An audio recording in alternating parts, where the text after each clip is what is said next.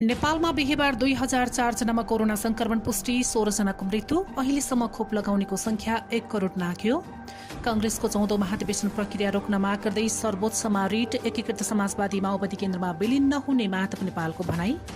Share बजार बिहीबार घटेर रातामै 9.5 अर्ब रुपैयाँको कारोबार। उपत्यकामा क्यूआर कोडको प्रयोग गरी ट्राफिक जरिवाना तिर्न सकिने। बलिउड कलाकार सिद्धार्थ शुक्लाको 40 वर्षको उमेरमा निधन। अमेरिकाको न्यूयोर्क र न्यूजर्सीमा बाढी आपतकाल घोषणा।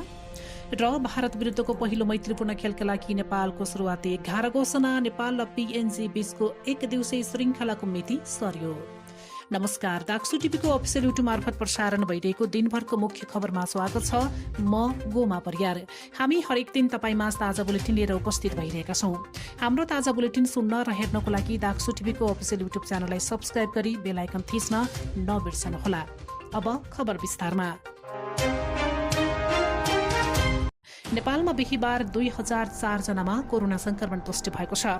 पीसीआर र एन्टिजेन गरी 14,650 नमुनाको 50 नमुना परीक्षण गर्दा 2004 जनामा संक्रमण पुष्टि भएको स्वास्थ्य तथा जनसंख्या मन्त्रालयले जनाएको छ।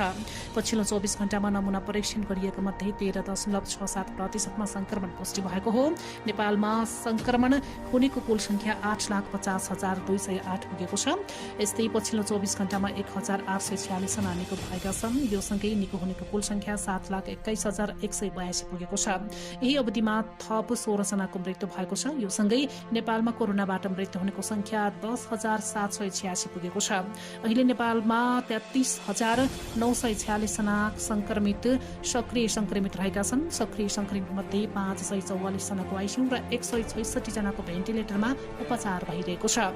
यस्तै नेपालमा खोप 1 करोड बढीको पहुँचमा पुगेको छ, जुन लक्षित जनसंख्याको 46.4% रहेको स्वास्थ्य मन्त्रालयले जनाएको छ।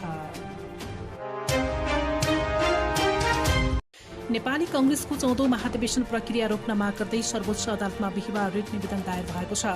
कांग्रेसका महाधिवेशन प्रतिनिधि तथा बागमती प्रदेश सभा सदस्य नरोत्तम वैद्यले अधिवक्ता भूपेन्द्र प्रसाद पोखरेल मार्फत दायर रिटमा कोरोना महामारीका कारण सरकारले निषेधाज्ञा जारी गरेकै अवस्थामा 10औं हजारको उपस्थिति रहने महाधिवेशन प्रक्रिया शुरू गरिनु जनस्वास्थ्यको मापदण्ड प्रतिकूल हुने दावी गरिएको छ। साथै रिटमा महाधिवेशन रोक्न उपयुक्त आदेश माग गरिएको छ। सो रिटको पेशी आइतबारका लागि तोकिएको छ।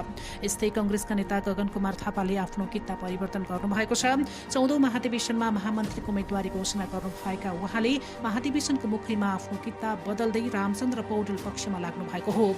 बिहीबार संस्थापन इतर पक्षले सानिपा स्थित पार्टी कार्यालयमा गरेको पत्रकार सम्मेलनमा गगन कुमार थापा देखिनु भएको थियो। मन्त्री परिषद विस्तार लगायतका विषयमा गठबन्धनभित्र छलफल भइरहेको भनिएका बेला अध्यक्ष नेपालले 23 भदौसम्म कसैले पनि मन्त्री परिषद विस्तार बारेमा चुइक्क समेत नगर्ने बताउनु भएको छ। सत्ता गठबन्धन माओवादी केन्द्रका अध्यक्ष पुष्पकमल दाहाल प्रचण्डसँगको भेटपछि बिहीबार सञ्चारकर्मीसँग कुराकानी गर्दै उहाँले मन्त्री परिषद विस्तार तत्काल नहुने संकेत गर्नुभएको हो। यस्तै नेपालले नेकपा माओवादी केन्द्रसँग एकताको कुनै सम्भावना नरहेको पनि स्पष्ट पार्नु भएको छ। बिहीबार सिंहदरबार स्थित पार्टी संसदीय दलको कार्यालयमा पदभार ग्रहण गर्ने क्रममा सञ्चारकर्मीहरूले राखेको जिज्ञासाको जवाब दिँदै उहाँले यसो बताउनु भएको हो। उहाँले क्रान्तिकारी विचारको आधारमा निर्माण भएको आफ्नो पार्टी माओवादी केन्द्रसँग विलिन हुने भ्रम नछन पनि सचेत गराउनु भएको छ।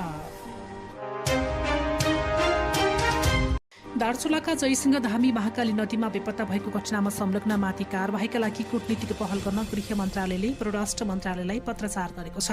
सहसचिव जनार्दन गौतम नेतृत्वको छानबिन समितिले प्रतिवेदन बुझाएपछि गृहले अनुसन्धान गरेर दोषीमाथि कारबाही, परिवारलाई क्षतिपूर्ति र राहत उपलब्ध गराउन कूटनीतिक पहल गर्न सिफारिस गरेको हो।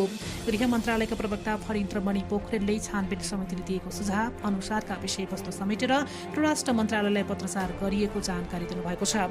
छानबिन समितिले ब्यास गाउँपालिका 2 का धामी तुइनबाट खसेर महाकालीमा बेपत्ता भएको घटना भारतीय सीमा सशस्त्र बल एसएसबीको उपस्थितिमा भएको भनेको छ। तर प्रत्यक्षदर्शीहरूले एसएसबी तुइनको तार फुटालेको कारण धामी बेपत्ता भएको समिति समक्ष बयान दिएका छन्। गृहमन्त्री बालकृष्ण खाडले संसदमा बोल्दै समितिको प्रतिवेदन नै सरकारको अन्तिम धारणा हुने बताउनु भएको थियो। वैदेशिक रोजगारीमा जान घरबाट निस्कनु भएका धामी 15 श्रावणमा महाकाली नदीमा खस्नु भएको थियो।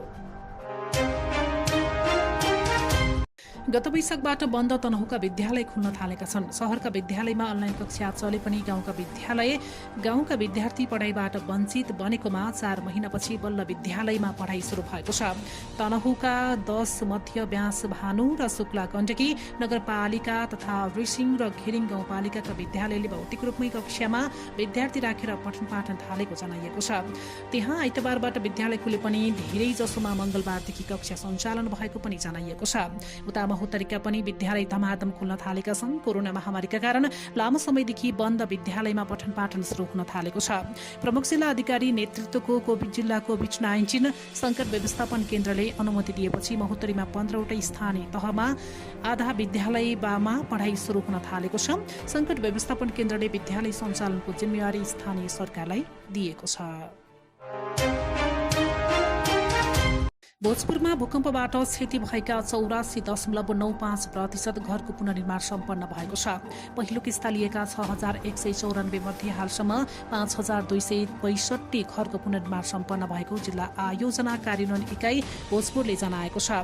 पछिल्लो समय कार्यालयले स्थानीय तह स्तरीय कार्यक्रम सञ्चालन गर्दै वडा स्तरमा रहेका समस्याको विषयमा स्थानीय तहका प्रमुख उपप्रमुख तथा वडा अध्यक्षसँग पुनर्निर्माण सम्बन्धी गोष्ठी सञ्चालन गर्न सँगै कामले तीव्रता पाएको कार्यालयको भनाइरहेको छ। पहिचान भएको लाभग्राही मध्ये हालसम्म 6194 पीडितले पहिलो किस्ता र 5493 जनाले दोस्रो किस्ता लिएका छन्। हप्ताको अन्तिम दिन बिहीबार शेयर बजार घटेर रातामे भएको छ। बुधबार सामान्य बढेको नेप्से बिहीबार 50.13 अङ्कले घटेर 2926.89 बिन्दुमा झरेको छ।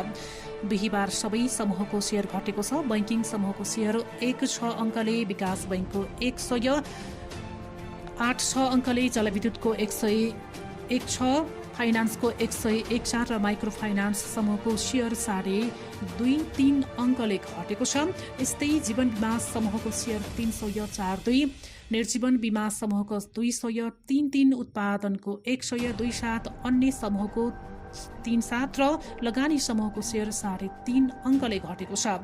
बिहीबार 220 कम्पनीका 1,81,00,000 कितार शेयर 9,50,59,00,000 रुपैयाँमा कारोबार भएका छन्। सबैभन्दा धेरै अरुण भ्याली हाइड्रोको 57,40,00,000 रुपैयाँको शेयर किनबेच भएको छ। काठमाडौँ उपत्यकामा क्यूआर कोडको प्रयोग गरी ट्राफिक जरिवाना तिर्न सकिने व्यवस्था गरिएको छ। महानगरी ट्राफिक प्रहरी महाशाखाले नयाँ सफ्टवेयर विकास गरी जरिवाना तिर्ने प्रक्रियालाई सहजीकरण गरेको हो। अब भने उक्त कोडको प्रयोग गरी मोबाइलबाट नै जरिवाना तिर्न सकिने भएको छ। महाशाखाले बिहीबार कार्यक्रमका बीच उक्त सेवा शुभारम्भ भएको घोषणा गरेको छ। उक्त सेवा प्रारम्भ भएसँगै पैसा तिर्न प्रहरी कार्यालयमा वा बैंकमा गएर लाइन बस्नुपर्ने बाध्यताको अन्त्य भएको छ। ट्राफिक नियम उल्लङ्घन गर्ने चालकलाई प्रहरीले क्यूआर कोड भएको चिट काटेर दिने भएको छ। त्यही चिटको आधारमा मोबाइलबाट स्क्यान गरेर रकम भुक्तानी गर्न सकिने महाशाखाका प्रमुख प्रहरी वरिष्ठ उपरीक्षक जनक भट्टराईले जानकारी दिनुभएको छ। प्रहरी वरिष्ठ उपरीक्षक भट्टराईले साथै प्रदेशमा प्रविधिको उच्चतम प्रयोगलाई बढाउँदै लगिएको पनि जानकारी दिनुभएको छ। बलिउड कलाकार सिद्धार्थ शुक्लाको निधन भएको छ। उनको हृदयघातका कारण निधन भएको भारतीय मिडियाले उल्लेख गरेका छन्। 40 वर्षको उमेरमा सिद्धार्थको निधन भएको हो। भारतीय मिडियाका अनुसार सिद्धार्थ केही औषधि खाएर सुतेका थिए, तर उनले कस्तो प्रकारको औषधि सेवन गरेका थिए भन्ने भने खुलेको छैन। सिद्धार्थ बिग बास 13 को विजेता समेत बनेका थिए। सिद्धार्थको जन्म सन् 1980 मा मुम्बईमा भएको थियो। उनले सन् 2005 मा उत्कृष्ट मोडलको अवार्ड समेत जितेका थिए। यसपछि उनले टेलिभिजन सिरियलमा अभिनय पनि सुरु गरेका थिए। अब विदेशका खबर। अमेरिकाको न्युयोर्क र न्युजर्सीमा आँधीपछि आएको बाढीका कारण कम्तीमा 9 जनाको ज्यान गएको स्थानीय सञ्चार माध्यमले जनाएका छन्। न्युयोर्क र न्युजर्सीमा आपतकाल घोषणा समेत गरिएको छ। न्युयोर्क सिटीका मेयर बेल डी ब्यासिलोले यसलाई एक ऐतिहासिक मौसमी घटना बताएका छन्। न्युयोर्कको चर्चित सेन्ट्रल पार्कमा मात्र 1 घण्टाको अवधिमा 3 इन्च 8 सेन्टिमिटर वर्षा भएको रेकर्ड राखिएको छ। आतेपछि आएको बाढीका कारण भूमिगत रेल सेवा बन्द गरिएको छ र सडकमा सामान्य सवारी साधन चलाउन पनि प्रतिबन्ध लगाइएको छ। यस्तै रुसका एकजना अधिकारीले अन्तर्राष्ट्रिय अन्तरिक्ष केन्द्र ISS काम नलाग्ने गरी बिग्रन सक्ने चेतावनी दिएका छन्। अन्तरिक्ष कम्पनी एनर्जियाका प्रमुख इन्जिनियर भ्लादिमिर सोलोभयोवले पुराना पाठ ऊर्जाका कारण ISS कामै नलाग्ने गरी बिग्रन सक्ने चेतावनी दिएको बीबीसीले जनाएको छ। अब खेल खबर। भारत विरुद्धको पहिलो मैत्रीपूर्ण खेलका लागि नेपालको सुरुवात 11 घोषणा भएको छ। मुख्य प्रशिक्षक अब्दुल्लाह अल मुताइरीले किरण चेम्जोङको कप्तानीमा सुरुवाती 11 को घोषणा गरेका हुन्। मालदिप्समा आयोजना हुने साफ च्याम्पियनसिपको तयारीका लागि नेपालले भारतसँग 2 मैत्रीपूर्ण खेल खेल्न लागेको हो र नेपाल र पपुवा न्युगिनी बीच हुने एक दिवसीय श्रृङ्खलाको मिति सरेको छ। क्यानले ट्विट गर्दै यसको जानकारी गराएको हो। नयाँ तालिका अनुसार नेपाल र PNG बीचको पहिलो खेल आगामी यही भदौ 22 गते, दोस्रो खेल भदौ 25 गते हुने भएको छ। खेलको मिति सारिएको बारेमा नेपाल क्रिकेट संज्ञानले बताएको छैन। यसअघि यस श्रृङ्खलाका 2 खेल यही भदौ 20 र 23 गते ओमानमा हुने तय भएको थियो। अहिले नेपाली क्रिकेट टोली ओमानमा प्रशिक्षण गरिरहेको छ। हवस् त अहिलेको लागि मुख्य खबर सकियो। भोलि फेरि मुख्य खबरका साथमा उपस्थित हुनेछौँ। बिदा दिनुहोस्। नमस्कार।